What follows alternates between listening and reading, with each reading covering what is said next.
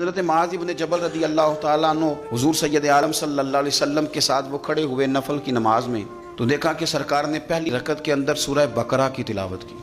अब वो एक मस्जिद के इमाम थे, वहाँ जाकर उन्होंने भी पहली रकत में सूरत बकरा पढ़नी शुरू कर दी। एक आदमी मजदूर आदमी था पीछे, वो बेचारा थक गया, उसने नमाज तोड़ी, एक कोने में जाके अपनी नमाज पढ़ी। नमाज मुकम्मल हुई तो हर आदमी उसे बुरा भला कहने लगा, परेशान हो गया। अब उसके अंदर तो कुछ और था नहीं। उसने कहा, यार तुमने मुझे बहुत तकलीफ दी, मैं अब हुजूर की बारगाह में जाऊंगा। जाके अर्ज की, या रसूल अल्लाह सल्लल्लाहु अलैहि वसल्लम, मैं ऊंट चराने वाला आदमी हूँ, मैं थक जाता हूँ, तकलीफ में हूँ। मुआज़ इब्न जबल हमें नमाज पढ़ाते हैं, लेकिन फरमाते हैं हुजूर इतनी लंबी नमाज पढ़ाई कि मैं थक गया, और फिर मैंने अपनी नमाज पढ़ी और नमाज पढ़ के हुजूर में बैठ गया, लोग मुझे बुरा भला कह रहे हैं। फरमाया, बुलाओ ना मुआज़ इब्न जबल को। हुजूर फरमाने लगे, किसने इजाजत दी इतनी लंबी नमाज पढ़ाने की? फरमाया, मैं लोगों को दीन के करीब करता हूं, तू दूर करता है। फरमाया, ज्यादा से ज्यादा तूने पढ़नी हो तो सूरह शम्स पढ़ लिया कर, सूरतुल दुहा पढ़ लिया कर। सूरत बकरा ही शुरू कर दिया।